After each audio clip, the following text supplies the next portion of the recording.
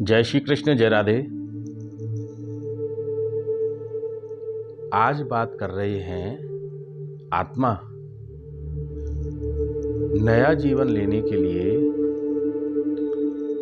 अपनी माँ का चुनाव, माँ के गर्भ का चुनाव कैसे करती है। हम सभी को पता है जिसका जन्म हुआ है उसकी मृत्यु निश्चित ही होगी, और जिसकी मृत्यु हुई है उसका नया जीवन होगा। भगवान श्री कृष्ण गीता जी में अर्जुन को यही उपदेश देते हैं।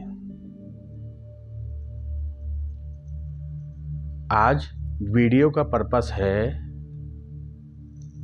ये बताना कि आत्मा अपनी माँ के गर्भ का चुनाव कैसे करती है। स्थूल शरीर को यहीं छोड़कर आत्मा सूक्ष्म और कारण शरीर के साथ लाइट में, प्रकाश में, स्पिरिट वर्ल्ड में चली जाती है, जिससे उसे नया जीवन प्राप्त हो। उसने जो जीवन भर किया था, किसी के साथ लेना, किसी के साथ देना, किस किस के साथ क्या क्या कर्म किए, क्या ऋणानुबंध किया, सभी बातों का इवैल्यूएशन होता है। पाप पुण्य का इवैल्यूएशन होता है। उसने जीवन भर क्या किया। इसके साथ ही उसने पूरे जीवन भर सूक्ष्म रूप से अपने अवचेतन मन में ये पाल रखा था कि मेरा ऐसा जीवन होता तो बेहतर होता, जब वो मनुष्य शरीर में था या थी। जैसे एक उदाहरण से समझाता हूँ। कोई गरीब व्यक्ति है, वो किसी अमीर को देखता है और सोचता है काश मैं भी अमीर होता, काश मैं भी अमीर होता, मैं गरीब बना हूँ। कोई खिलाड़ी है, वो सोचता कि मैं आईएएस अधिकारी बनता। यानी प्रत्येक व्यक्ति ने कुछ ना कुछ अभिलाषा अपने जीवन से बांध रखी थी, जीवन के साथ। कोई महिला सोचती है मैं पुरुष होती, कोई पुरुष सोचता है मैं महिला होता।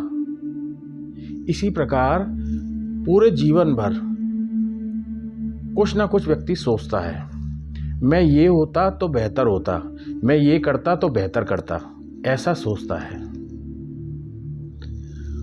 उसका सोचना ही एक लाइफ का पर्पस बताता है।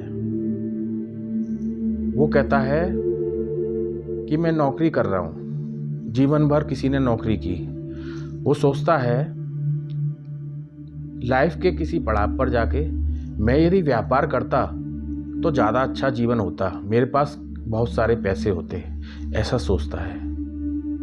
नहीं कर पाया, उसकी मृत्यु आ गई। उसका शरीर, स्थूल शरीर यहीं समाप्त हो गया। सूक्ष्म और कारण शरीर के साथ आत्मा लाइट में चली गई। जब इसका इवैल्यूएशन होता है, इवैल्यूएशन के बाद ये पता चलता है कि आत्मा को नया जीवन कहाँ लेना है। लेकिन इसके साथ एक महत्वपूर्ण बात और है। वो महत्वपूर्ण बात ये है, आत्मा के साथ सूक्ष्म और कारण शरीर निहित होते हैं। सूक्ष्म शरीर में उसकी स्मृतियां होती हैं, उसके जीवन भर की राग, द्वेष, आसक्ति, ममता, मोह, कामना, ये सब उसमें होती हैं। वो सोचती है, वो स्मृति भी होती है पर्पस की, मैं ये कर पाता, लेकिन वो कर ना सका। तो वो आत्मा उस माँ के गर्भ का चुनाव करती है।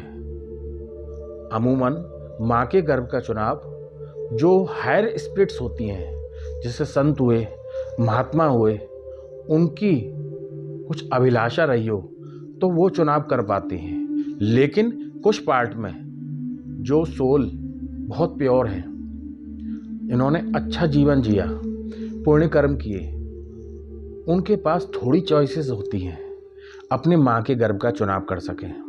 जैसे किसी व्यक्ति के अंदर सूक्ष्म रूप से जब उसका जीवन था, उसके अवचेतन मन में ये चल रहा था, लाइफ का पर्पस, मैं एक बहुत अच्छा टेनिस प्लेयर बनता, किसी को टीवी में देखकर वो सोचता, तो वो आत्मा उस माँ के गर्भ का चुनाव करेगी जिसकी माँ और पिता दोनों उसको प्रेरित करें खेलने के लिए, टेनिस के लिए। ये जरूरी नहीं है वो भारत में हो, विदेश में भी हो सकता है, अमेरिका या किसी और देश में। वो आत्मा वहाँ चली जाएगी। इसी प्रकार उसका पर्पस जिस माँ के गर्भ में जाकर पूरा हो रहा होगा, वो आत्मा उस माँ के गर्भ में चली जाएगी। साथ में ये देखने वाली बात है, जिनके साथ उसका ऋणानुबंध था, लेन देन था, कर्मों का लेन देन था, वो लोग भी उसके इर्द गिर्द हों, या उसको उन चीज को पूरा करना भी होगा। ऋणानुबंध भी पूरा करना होगा, अपने लाइफ के पर्पस को भी पूरा करना होगा। दोनों चीज जिस हिसाब से सेट होती हैं, वो आत्मा उस हिसाब से जीवन लेने आती है। यदि किसी आत्मा का पर्पस किसी भी रिलीजन में हो, पूरा हो रहा है, तो वो आत्मा किसी भी रिलीजन की माँ के गर्भ में आएगी अपने पर्पस को पूरा करने के लिए। साथ में जिनके साथ उसका कर्मबंधन था, ऋणानुबंधन था, लेन देन था, जो बाकी था, उसको भी वो पूरा करेगी। जैसे किसी व्यक्ति का जन्म अमेरिका में हो जाता है, क्योंकि उसकी माँ और पिता, जिस माँ के गर्भ को उसने चुना आत्मा ने, वो एक अच्छा टेनिस खिलाड़ी बन जाता है। उसकी जो अभिलाषा थी, उसका जो पर्पस था, वो पूरा हुआ उस माँ के द्वारा। लेकिन कर्मों का लेन देन इंडिया में बाकी था, तो वो व्यक्ति किसी ना किसी तरीके से वापस इंडिया आएगा, उन लोगों से मिलेगा, या इंडिया के वो लोग अमेरिका आएंगे, उससे मिलेंगे। हम जिससे भी मिलते हैं पूरी जिंदगी में, कुछ ना कुछ उसके साथ हमारा लेन देन होता है, जो हमें चुकाना होता है। बिना मतलब के कुछ नहीं होता है। ऋणानुबंध कर्मानुबंध को चुकाने के लिए वो उसकी भी पूर्ति करेगा और अपने पर्पस की भी पूर्ति करेगा। इस हिसाब से उसको जीवन प्राप्त होता है। इस हिसाब से आत्मा अपने गर्भ का चुनाव करती है। आशा है आपको समझ आया होगा। आप अपनी राय जरूर दीजिए। धन्यवाद। जय श्री कृष्ण।